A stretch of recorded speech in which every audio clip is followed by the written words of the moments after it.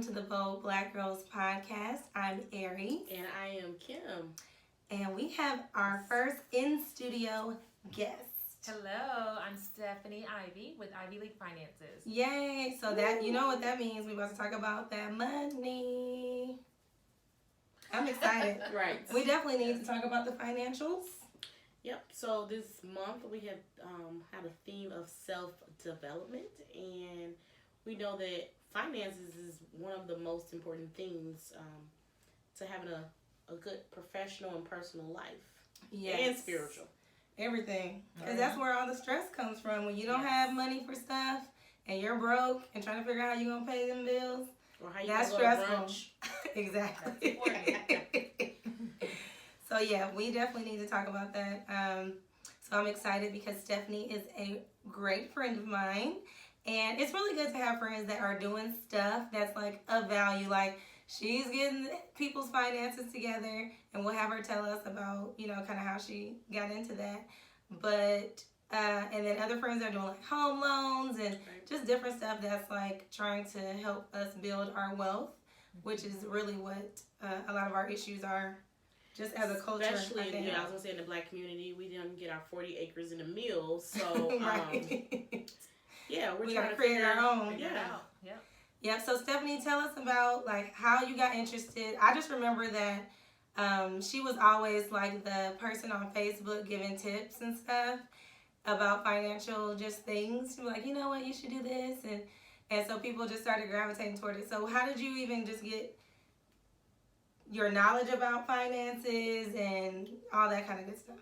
It really started with me when I first decided that I needed to make a change in my finances because mine were not that great to begin with either. Mm-hmm. So I started just researching and reading and listening to podcasts and YouTube videos and books and all of that to get myself in a better place.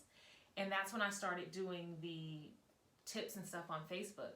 A lot of it started out as a joke, you know, if you don't have an emergency fund, you don't need to be doing this, that type of thing. Right. But people started gravitating to it and asking questions and like, okay, so emergency fund, like how much? And I'm like, oh, see, I was joking, but people people really want this information. Right. So that's how the business started. Just I realized that there was a need for it, that so many people are not taught these things. It's not something that is learned from a young age as it should be.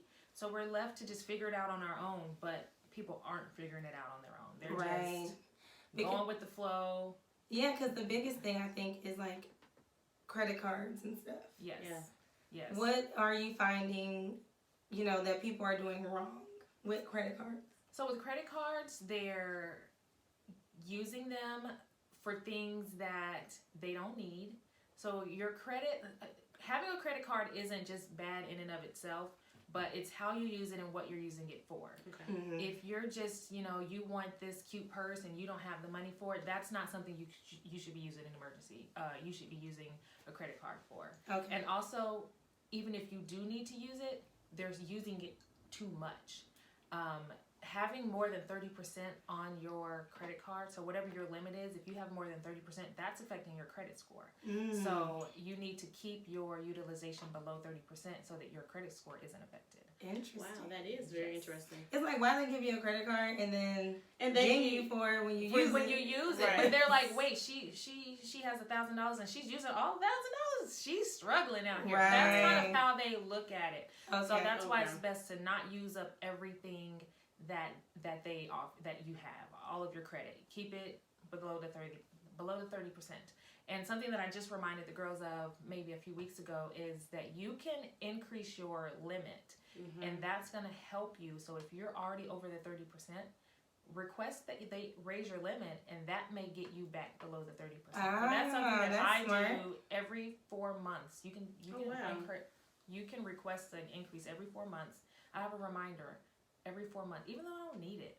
I'm like, just give me. And you're not using it. I'm not using it. So don't request an increase and utilize it. Be like, now I can use 10 more %. Right. Don't use the extra percentage, but it does help you stay below that 30%. Okay, cool. What are your thoughts on credit cards, Kim? You got a lot of cards? No. How many cards you got? One. Good. Yeah. I did used to have a lot of credit cards. I cleaned up my credit. before I got my house. So was in college, got my first credit card, had my daughter. So as a single mom, I'm like, okay, well, let me go get her some shoes. Just swiping. But then I realized I want to buy a house. And I was like, oh my gosh. So I did what Stefani did. So I have books that I did go back and read. It's one, Girl, Grow Your Money, Girl, Get Your Money Right. Mm-hmm. It's a whole series. So I started reading that series of books and got my credit together so that I was able to get a house. And that credit score really impacts the amount of money they'll give you too. Yes, it does. And so when I decided I was moving to Texas, I got the loan, and it was like $125,000. I was like, where am I gonna live with that? For real. Like, I mean, 10 years ago, you could get a house in Texas for like $150,000, but I was like, not where I want to live. Not today. So, still worked on my credit, and then I came down to Texas one day, went into a bank here, and got a loan through Chase, and I got enough to get a house that I wanted, or that I thought that I wanted. I had that same experience as far as like getting my first card in college. It's like as soon as you got on campus, they're like, here, you want a free t-shirt? You know, sign up for these cards. So then it was like, you'll be broke in college, and then that day comes where that comes in the mail, and you're like, hey, we can eat. What? You know, I was like buying groceries at first. I'll be like, I'm hungry, so I'm broke. Could be worse. So I was like, okay, that's true.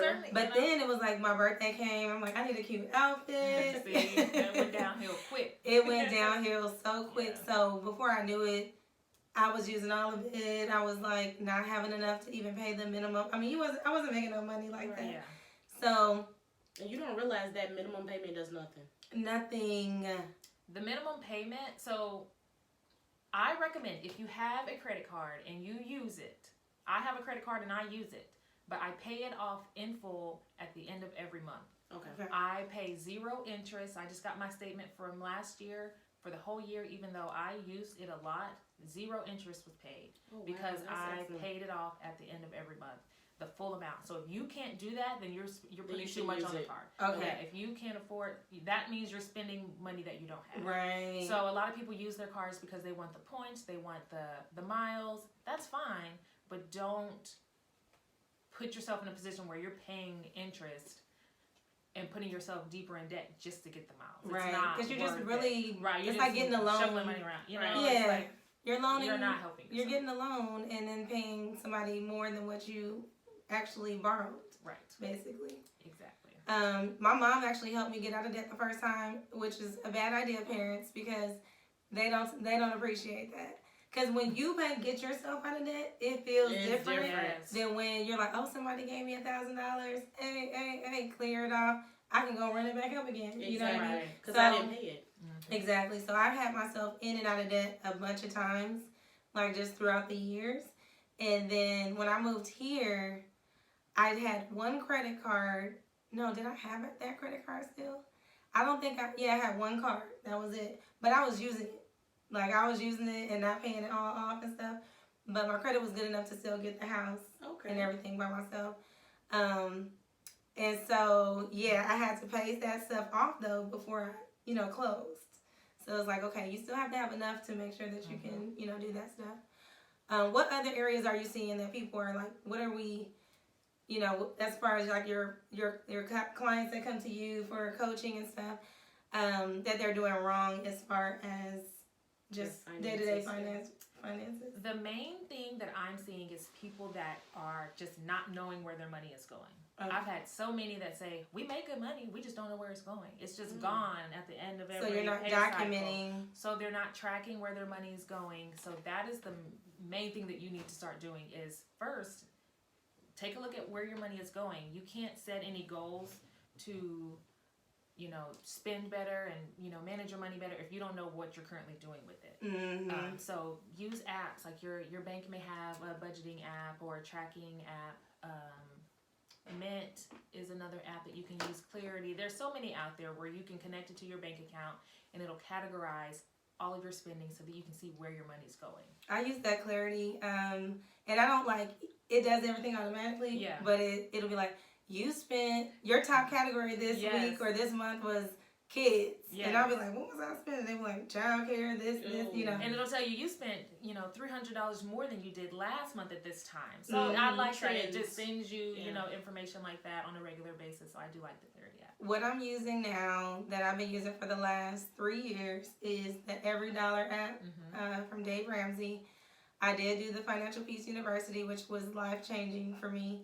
I don't live on every single piece of it, but what works for me, it just works, right? So I don't have the cash envelopes like that anymore, but I use that app to budget every month.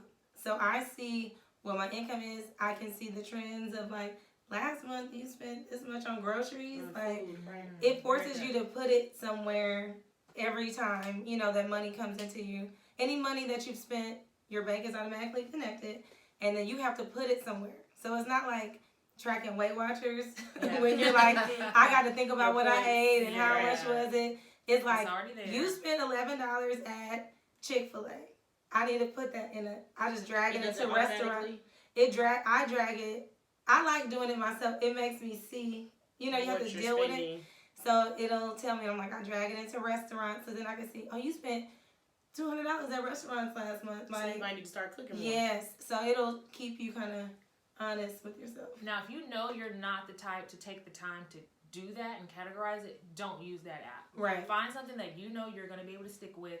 Some categorize it for you, but that doesn't work for her. She wants to actually do it. So play around, download a couple different apps, play around with them for a little while, and see which one you'll actually be able to stick with.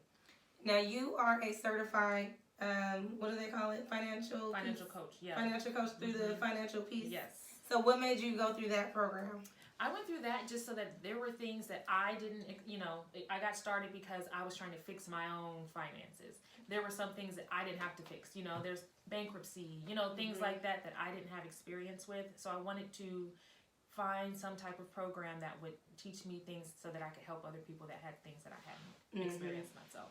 And are you using any of those? Do you use those methodologies yourself? Or? Yes. Okay. For the most part, just like you said, there's some things that don't work for me. I don't do the envelopes. I'm not going to go to the bank every month, every week and get cash. And so that type of thing doesn't work for me. But I know people that do, and it works for them. They go every Sunday to the bank, get their cash. Wow. And it works for them. I know I'm not going to do that. So I tried it, and I can't keep up. I don't think that would work for me either. Yeah, so it's fine what works for you as long as you're doing it. The main thing is track where you're spending your main items. Track where your money is going, first of all, because it is eye-opening. You may not realize how much you are spending on certain items until you see the number. I know I eat out a lot. Yeah. But when I saw the dollar, I was like, this is ridiculous. So you started cooking more? Ma'am, you need to cook. That's the first eye-opening thing that happened when I thought about, getting my finances in order. I had like $1,500 in just food, period. Okay, so that was groceries and out. Okay. Eating out. Okay. I was like, no wonder I'm gaining weight. No wonder I ain't got no money. And no wonder I'm gaining weight. This don't make no sense. And I tried to justify, I don't shop that much. I don't, get my nails in here. But I'm like, that's still a bit much. Right. So don't just stick your head in the sand and think you're just going to be able to figure it out. Sit down, look at where your money is going, and then you can start the budgeting process of trying to drill down some of those areas so that you can allocate some more of that money to savings, investing, How much should we versus wants? How much should we be saving? What's like emergency fund money? Do you have like a rule to how much you should have? First things first, I say $1,000 emergency fund. Just have that set aside that you're not using unless it's truly an emergency. And the reason I suggest that is because if you don't have anything saved up and something happens, you're putting it on your credit card. Or you're having to borrow it, which you don't want to have to borrow money from someone. You're putting it on your credit card. And then, let's say you pay that down, something else is going to happen. You're putting it back on your credit, and it's like you're just getting deeper and deeper in debt. Yeah. When you can just have that $1,000. $1,000 will cover a lot of minor things. Cars, something. You need a new tire. It'll cover that stuff so that you're not just putting yourself deeper and deeper in debt. So start with $1,000. But that's the minimum. That's the minimum. $1,000. And that depends on if you have kids, right? If you have a car, if you have a house, home, yeah, you might need more. So you have that minimum, build it up, right? Mm-hmm. Yes. So I say start with 1,000. That means sacrifice everything you can. Skip brunch, skip this, that, the movies, all that, until you get like as much as you can goes to that $1,000 goal, and then after that, switch your goal to like paying down your debt, but still be putting some into your emergency fund so that it's still building. Mm-hmm. So you can set up a direct deposit through your job where a certain amount just goes. Maybe it's there. like $25. So what percentage would you suggest someone put towards their emergency fund after they get to their $1,000? Yes. It really just depends on their income, their situation. So I don't have a set percentage on that, but are you of the philosophy where because I know that Dave Ramsey, he's like, put your $1,000 in and then pay off all your debt before you put more money in that emergency fund. It's controversial, I think, for people, because he's like, go hard on paying your debt off, and then you can start building your emergency into more. But I know it's kind of controversial because people be like, well, I need that, make sure there's money up in there. Yeah. Yes. That debt could wait, I say, I believe in, yes, after you get the $1,000, go hard as you can on your debt, but also just something. A little bit. Something. Yeah. Like you said, $25 out of each check. Put that over there so that it's still building, because $1,000 isn't going to cover everything. That's true. There's some car issues that are going to be more than $1,000. Yeah. So keep that ball rolling while you're also attacking your debt at the same time. Multitask. I like it. Multitask. I do too. Yeah. What are your thoughts, since we're talking about funds, emergency funds? We're in this culture of everyone's trying to do it for the gram. Mm. So, like, oh, we're going to go on vacation. What are your thoughts about paying for a vacation? Because I'm the type, I want to save for it. I'm not charging that on a card. Mm-hmm. If I can't afford it to pay it in cash, you don't need to go. You don't need to go. Or if you need to borrow money from someone in order, friends are like, oh, I'll get your flight, just pay. No. That's how friendships get. Those are not requirements. It's not an emergency. Right. Same thing with holidays, just to dip over there real quick. Some people will dip into their emergency fund to pay for Christmas. I'm like, Christmas is not an emergency. You knew it was coming. It's not a priority. It's the same time every year. Plan ahead and save specifically for that. So even for vacations, if some people need compartmentalize everything. Mm-hmm. Have different accounts. Have a savings for vacations. Have one just for holidays. And so I use the Digit app. Did you ever start using Digit? I didn't. Mm-mm. So there's an app called Digit where you can connect it to your bank account, and it pulls money out of your checking account in just little amounts. I don't like that. And that's why I didn't do it. The amount varies. But you wouldn't notice it. But it's random. It's and random. I need to know where every random? dollar is going. No, it's random. It might be $3 today. It might be $10 the next day. It's random, but if you're not the type to look at your bank account and every day, you're not going to notice it. I need to know all my coins. You're not going to notice it, and you can have several different accounts in there. You can have one for an emergency fund, one for vacations, one for a holiday, and it just splits it up. It will never overdraft your account. Mm-hmm. You can tell it don't take more than $20 a day or $50 a day. You can tell it if my checking account is below this amount, don't take it. Okay. So there are rules that you can put in place. Yeah, I like there that. are some, guidelines I have 2 savings accounts. One is kids and one is travel. That's connected to my check, in the same bank as my checking account. And it'll take money out every month, like $25 a check. Okay. To go into each account, just for slow savings, like what you were saying. Then I have another account that's more emergency fund. It's in a different bank because I'm like, I don't need it to be in the same bank. It's harder to get to. Yes. It'll take me a day or 2 to get it. So I'm like, I like that better just because. I do the same thing. Yeah, I have a credit union. I think I have 3 credit union accounts. Mm-hmm. So I do a checking, a savings, and what I call is a Christmas club. And it's my credit union for my job, and I literally and I don't want to put my business out there because folks are like, oh, she got a little money. Oh, she got a little Christmas. But it's just right. It's literally slow savings, and you don't realize how $25 every pay period, you're not gonna miss it. Yep. Skip a brunch, skip a lunch. You know I need to skip brunch and lunch. I don't deserve to eat. So you deserve to eat. I'm like, every year at Christmas I have like over $600. And That's then you cool. can add more to it if you want to. Like, it won't hurt as bad. It won't hurt as bad. And I told them I don't want a debit card to go with it. Mm-hmm. So, like you said, I actually have to go fill out a withdrawal slip. Right. Old school. Yeah. To get the money. The harder it is to access the funds, the more likely you will be able to not touch it. Mm-hmm. If it's just quick, like just transfer here and there, and it's done in a couple seconds, then I agree.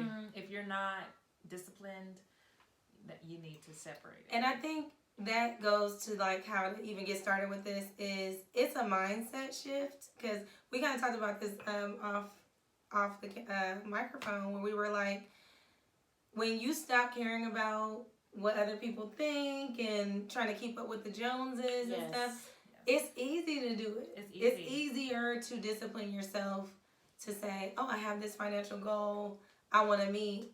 I'm not trying to go buy a Gucci belt or whatever. You know what I mean? Like, and some of the stuff I'm like, no one cares. No one cares what purse you have. Right. No. And some of those purses don't even have $10 in them. Huh. I'm just saying. Like, we think people care so much. I know. And it's like, I don't even notice. What kind of purse do you have? I have no idea. Exactly. It could be from Walmart. It could Target. be $1,200. I don't, and maybe that's just me. Right. I don't pay attention to stuff like that. But some people really, really do. You know, and so like, I think if you got it like that, then you can do whatever you want to do.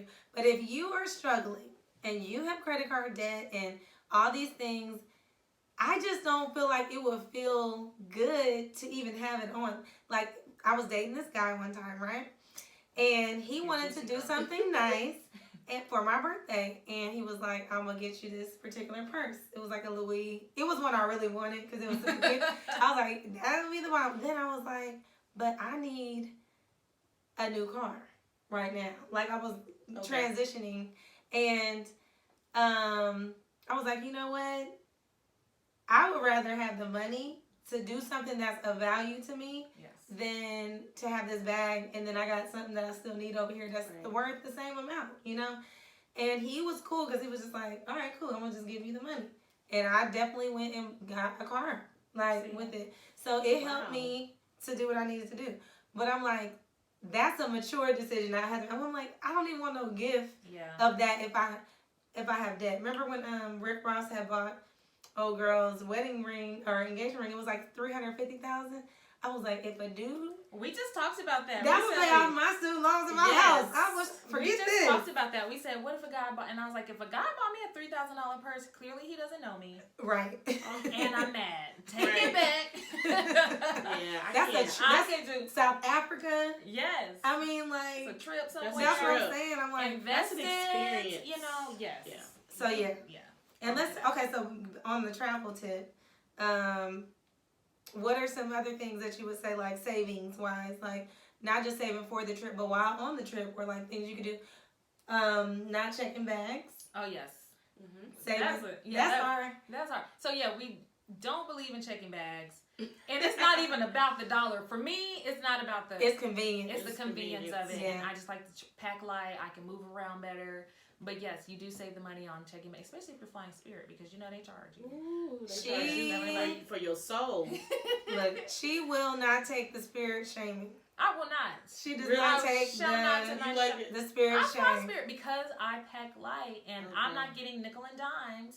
You know, people's main complaint is they charge you for everything. Well, don't get those things. Like, they're not requirement. You know, I'd rather get the cheaper flight and pay for the things that I want rather than you're being charged for those things on the other airlines, whether you know it or not. So I don't need your water. I don't need your pretzels. I don't need to check a bag. So it works out. I do love Southwest. Well, they give you 2 free check bags. I've never flown Southwest ever. Are you kidding? What? They're never the cheapest. They I never always the cheapest. find a good deal. Yeah, they do have the cheaper ones sometimes. I've never seen it. Oh my gosh. And also, so I use Hopper, the Hopper app. They don't show up on there. Yeah. So that's probably why I also never see them. Yeah, that's another savings tip too, though. Like using those apps like Hopper when you're looking for flights on when to purchase your flight at a good time. And sometimes what I do is I will purchase my flight going, right? So if I know I'm going, and then I'll search back for a return flight. So sometimes I split it up. Once you so I get there? No. Oh, I was about to say, wait. I don't know. I've never done this. I don't know. I mean, I'm spontaneous, not that spontaneous. Okay. But like, do it in two separate things. So for instance, I do that someone's like, hey, just split it up. I do you don't have to buy it round trip. Because sometimes it's cheaper if you do it one way. Correct. That does happen sometimes. Yeah. I'm trying to think of other travel things. Not just settling with hotels, try Airbnbs. Yeah. The girls did a hostel situation. Yeah, I'm not that hostel life. I would try it out, but I'm good. I think it was like $7 a night or something like that. But here's the funny part about that. So, for every year for our birthday, we do a trip. We kind of started doing that the last kind of 3 years or something like that, 3-4 years. And so, but this year, she had just got a new job, so she didn't get to come. And me and Angela and Andrea went to Cancun.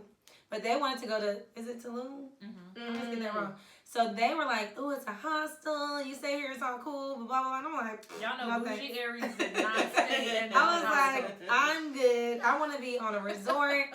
I want to come out of my room and be on the beach. I don't want to have to drive to the beach and stuff. If I have to do that, that's fine. But I prefer. And that's your preference. But if I can choose my own thing, I'm gonna be somewhere where the beach is within feet of my getting off the elevator. Okay. So.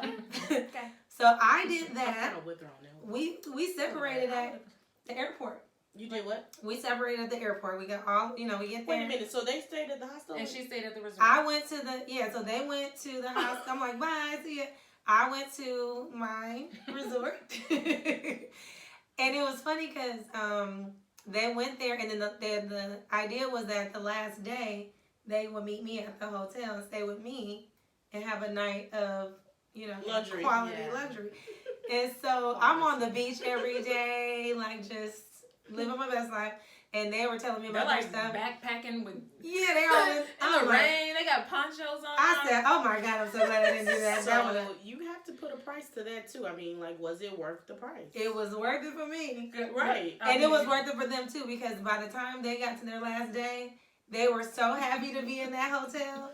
They came in and they sent me a video of them in the room, like, started from the bottom down here, because they couldn't flush the toilet. Like, it was all these things in Mexico. But it was a high quality hostel. Like, that's kind of how it works, where you can't, like, I don't know. I ain't into that. So. Well, you all are going to Cuba. Oh, yes. And I just got back from Cuba, so get ready. Oh, no. You cannot flush tissue down the toilet. Why are you breaking the news like this? Yeah. Let's talk about that offline, because I don't even want to. Okay. I don't even want to. It's the same thing they do at the hospital. Exactly. You know them, like, it's like a thing you put it in where it can't. Anyway, honestly, I don't need to know this much. Right. Because let me figure that out when I get there. Yeah. Tell me. I don't like that. My mic. Yeah, it's on. I can hear you. Okay. Yeah. So, anyways, okay. So that's another savings. If you want to do the hostel life, do that, because I know our friend Corey went for 37 days. He was gone forever. South America. Took his mom with him even, and she was down. I loved that. I did too. So he did that, did the hostel life, But you got to be open to, like, living in close quarters with people you don't know, stuff like that. And some people just have that kind of personality. I don't. So I'm paying the $5. So anyway. Yeah, okay. What other financial things that we need to tell people about? We covered the savings, the budgeting, credit cards, not caring what other people think. Yes, because I think as a community where we're in a dire need of building generational wealth, like, this is the first step. This is the 101 conversation, right? Of like, okay, guys, let's get our mind right. Mm-hmm. All this stuff ain't doing nothing for you. You still struggling, and stress comes from that. Like, when I done stuff where I knew I couldn't afford it and I used my credit card, it's something that just burdens you. You might not even realize it's happening. Yes. Like, I've gone on a trip before where I was like, I'm going because and then I was feeling all like, I think my paying is back when I get back, and it's just not fun. So right, or people for Christmas, you bought the gifts and you're still paying for it in May. Exactly. So you don't want that. You don't want to be feeling like you got that burden on you. And then if you want to start building assets and stuff, you know, you can't do that with all that burden. One thing that I say as a reason why I do the financial coaching is I want people to be able to feel like that financial freedom. Like if you've never been like debt free and didn't owe anybody, like that is an amazing feeling. Even when I remember when I first saved up my first $1,000, I was like, what? I am balling out here. I was so proud, and it lit a fire, and I just kept going and like, let me get to 5,000. Let me, right. It's like once you accomplish that small goal, it just makes you want to do even more.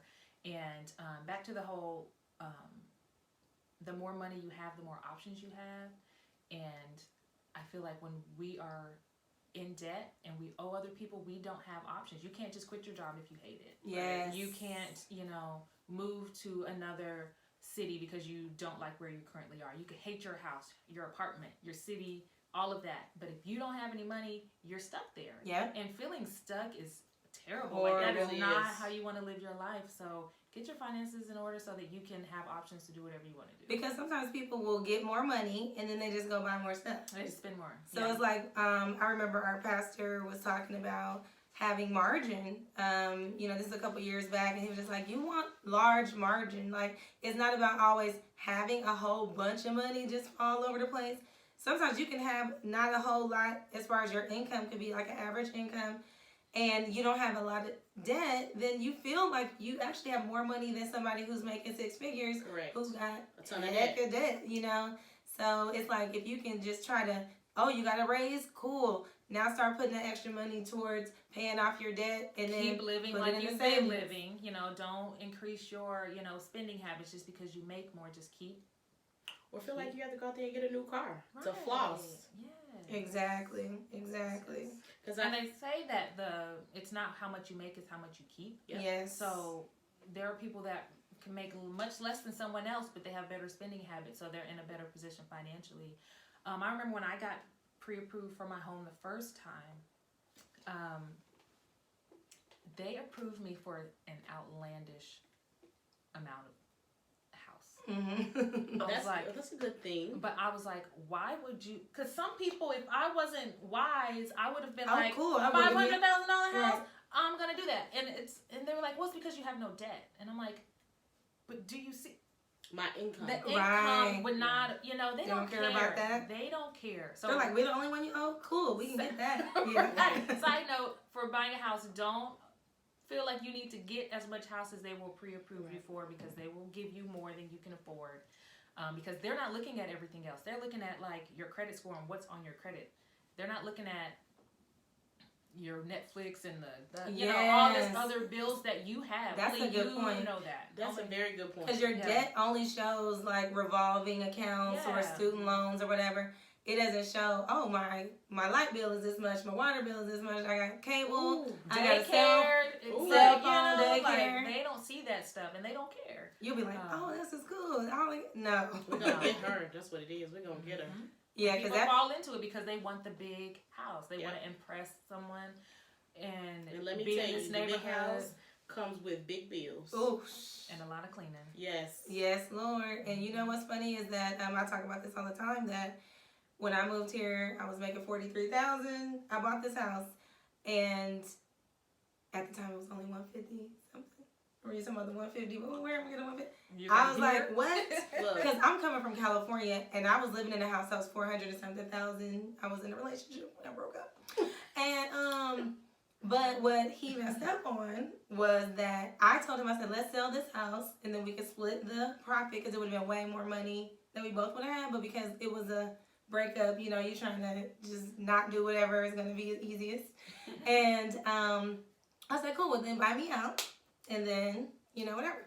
So he gave me money, had to refinance the house, give me money, came here, I bought the house. And then like a year later, the housing crisis happened. And that value of the house went down. He had to walk away from that house. Oh, no. And so I'm like, see, like not knowing, what is best financially, because you're not trying to hold on to something. I'm like, heck no. give me this. So I came here, got this house, and it took probably 10 years, but it basically doubled in value, you know, over the years. I'm like, ain't no point in me leaving here. I don't need no big old giant house. Right. I will be scared. I'm already be halfway scared up in here. So no, you know, you don't need to get as much house as they're gonna give you. Absolutely right. So anyway, okay, what's another thing? I feel like we need what's another one-on-one? You talked about like Netflix and Hulu, and I think sometimes we have all these accounts that we really don't need. Right, because just use those subscriptions. Like Right. She using your account too?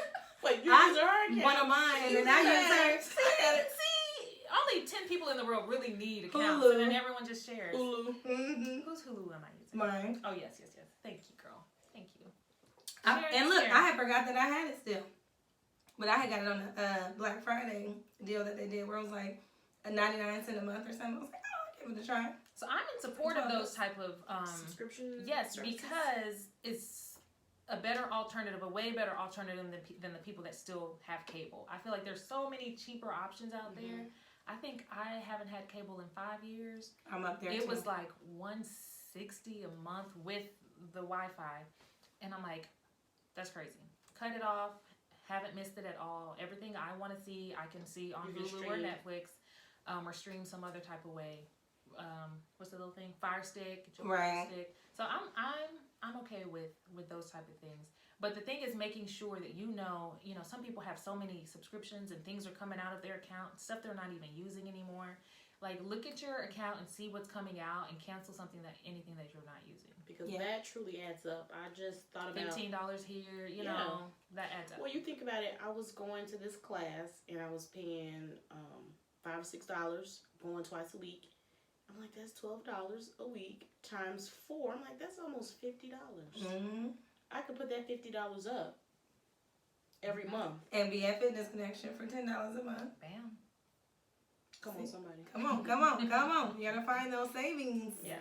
And put that towards, that's $50 right there that can be going towards debt that you have. Yes. Adding that to your minimum payment, just. Right, that's a good idea. Yes. Add that to any debt. I like that. Yeah. Because I think that, just us, we all, I'm not going to say all black folks because that's generalizing, but the ones that come from, like a low income environment, you're not taught financial literacy. You're not taught how to handle your money because you learn from however your parents handled it. And I know my parents were not, doing that great of a job as far as like telling us how to do it because they were learning themselves, right? Exactly. Through trial and error, So I think it's important just for us to start doing it in practice, especially if you have children that are watching you. I tell them, I'm like, I get paid on this day, so until then, we ain't doing it, But let them know, like, hey, that's not in the budget right now. That's not a priority. So that's financial literacy, which we did not have in school. Mm-hmm. And I think that's where we lack is the literacy to the kids. So I'll let my daughter see all my bills. So she's aware of what's coming out. So you won't be begging, right? And you realize, like, look how much it takes to take care of a household. And then they'll be like, woo. Because, especially teens, they are so quick to get out of the house when they turn 18. They don't know what they're about to get hit with. You better stay so over there. That Mom now, saw that. She was like, do you mind if I stay here for just a little while? Do you mind? Do you mind? And I think, too, as a culture, as black families, we'll be ready to kick your butt out. You're 18, you got to get out. And I feel like that does not set us up for success. At all. I have friends that, one of my homeboys who I used to work with, and he was working overtime hard. Like, he was making like $100,000 a year in a call center because we used to get all the overtime. Wow. And he was working, and he had a wife, and they lived in the house with his family, his mom and dad, and his sister and her husband. They were Indian. Mm-hmm. His sister and her husband also lived in there, and they all was just stacking their money. So that by the time he got out, they were paying cash for their house and their, college and all that kind of stuff. So it's like a different mentality, I think, that we need to start really think. If we're talking about generational wealth, we have to think differently than what we've really always thought of. And that was how I was able to save my down payment for my home, was staying with my parents. Mm-hmm. I wish I could have stayed as long as possible, but I had to get out of there. I had to get out of Sulphur Springs. Yeah, so, you do it the way that works for you, but I think that if we really are serious about getting our, because a lot of people make those resolutions for financial, goals, and I'm gonna get my money together, and then as soon as something pop up, they're ready to, that FOMO kicks in, right? And that'll have you jacked. You need to keep sight of what your goals are. So take the time, sit down, see what they are, envision that, and say, what's more important? Brunch every weekend, or paying off my debt, buying a house, buying a car cash so that you don't have a car payment? Really envision that, and that'll help you kind of tone down some of the spending. Yeah, and I think especially as Black women, you may end up being your head of your household for a while, and if we're just sitting around, I don't believe in the whole knight in shining armor. Guy's gonna come, sweep you off your feet, and then you gonna live up in his house, and he gonna take care of you. Not necessarily. Well, I don't know about that. So if you want to bank on that, then good luck. But Good luck to you. 9 times out of 10, you're gonna need to do you. So be smart. That's all I got to say, because I've seen it so many times. Another thing, I had a client recently that I was talking about the holidays. And it's so many Christmas parties, and all your friends are having different things, and you have to you're expected to have this gift for every single thing that you go to. And I was telling her, it's stressing you out. It's probably stressing them out too. Nobody probably wants to do it. I'm like, tell your friends, hey, listen, I'm not gonna be able to do that this year. And a lot of them gonna probably be like, girl, me too. either. Right. Let's just not do it. Nobody wants to be the one to be like, do we really have to do all of this? Right. So just, you can have the gift of time. Be creative. Yeah. It doesn't require something tangible. I agree. You definitely need to get more creative, because I think we are a pretty creative group. All of us, as far as just how we friend each other. It's it's not on some, I need to be super fancy all the time. We'll be like, grab a bottle of wine and we pop some microwave popcorn and watch movies, or something like that. Yeah, and it's more about spending the time with each other. It's not about the gifts. If your friends are expecting something and you have to spend a lot of money for their friendship, then that might not be the friend for you. That's not the friend for you. I almost got into it with this girl who I used to be cool with, who was getting married, and she was hecka bougie. I'm not bougie at all compared to this girl. She was like, I'm not, but she's bougie in her own right. I'm bougie-atto. I'm bougie-atto. So I'll eat a syrup sandwich, but I also be wanting my little, steak and lobster. She really will eat an avocado. I will. And so, anyway, so her wedding, right? And she was to have all the bridal places on Rodeo Drive in LA, and the dresses were like $350 or something. And I was like, look at So I support you and everything, but are you paying for these dresses? Because I don't buy $350 dresses. This was when I was wear again. And I was in my 20s. I was 24. Yeah. You know what I mean? I don't have it like that. And so she was like, I didn't make it. It was a whole big old thing. And I'm like, well, if you donate some of these coins, then otherwise, no. So what happened? Were you in the wedding? I was in the wedding, but I forgot what had a law. Are you still friends? No. Okay. So, yeah. See, I shouldn't have paid for that. And that's also having like-minded friends with like-minded goals. True. Too. Because if you have those friends who are materialistic, that's not going to work for me. I'm more thoughtful. I saw this book. It made me think of you. Right. Yes. This mug. Yeah. That she got me. I want it. Yes, and if your friends can't understand that you have these goals that you're working on, and that's it. You got to cut. You need to cut it. Cut them off. Because that's true. You're bringing people around you that are of similar, mindsets, and y'all are kind of going in that same direction. There's times where they might need to drop off. Right. And we're not on the same mission no more. In 2020, I will be brunching less. Right. So you might give me only once a month, right? Exactly. So it's if you guys have the same goals in mind, or if nothing else, they support your goals. Okay, we used to do brunch every weekend. How about this time we do it at the house and we just cook, and so it comes out cheaper for everybody. There's ways to still hang out without. Absolutely. You don't have to. Yeah. Spend a lot. You can have brunch at the park, a brunch workout. That's true. Oh yeah. Bring some avocados. And a loaf of bread. Exactly. Yeah. Your avocados. Exactly. Okay, so I think we did a good job of covering like the basics. Do we have anything that we I'd left say out? the call to action, which I kind of summed up, was track your expenses, right? And then from there, develop your goals, and then budget according to those goals. Yes. Anything else, Stephanie? The savings. Save that $1,000 for your emergency fund, and yeah, then you will be off to a good start. I love Excellent. it. And we have enjoyed you. And we have. This has been excellent. Yes. So I was thinking, and that's what we talked about, was like, maybe we can make it where you pop in every so often and we just talk about different things. Yes. About the financial process. Yep. Yeah, because I think it's good for us to continue to think through that stuff. Because with me not working that whole year, if I wasn't on that before, I wouldn't have known how to manage my money properly in a way that would allow for me to stretch, that long. And imagine how stressed out you would have been. Oh my God, I would have especially having two boys. Yes. Just a single person. Alone. Exactly. But then we having have people that are depending on you. Yes. So I definitely want that to happen. I just wanted to say that the reason me and Kim have our team gear on. I just want to make sure that we know exactly. Come through Jesus. And of course, I have the Kaepernick version because I was okay. Can we talk real quick about when people were boycotting the NFL? Yes. So the Super Bowl is coming up this weekend, and my team is in the Super Bowl. So I don't get to say that often. And the last time we were there, we didn't have so. She's mad because her team, she's Cowboys. She doesn't want to admit it. But anyway, so people were boycotting, and I was like, yeah, I'm boycotting too.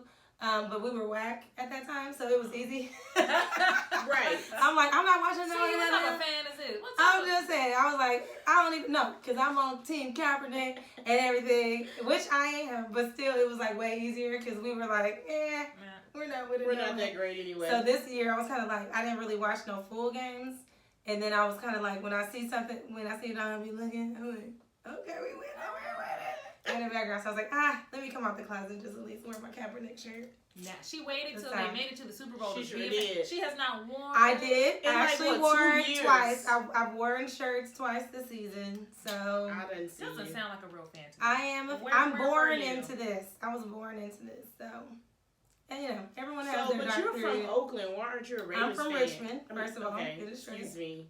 The Raiders were in LA. They're traitors to they're not loyal to anywhere they're at. So, we were always 49er fans from birth.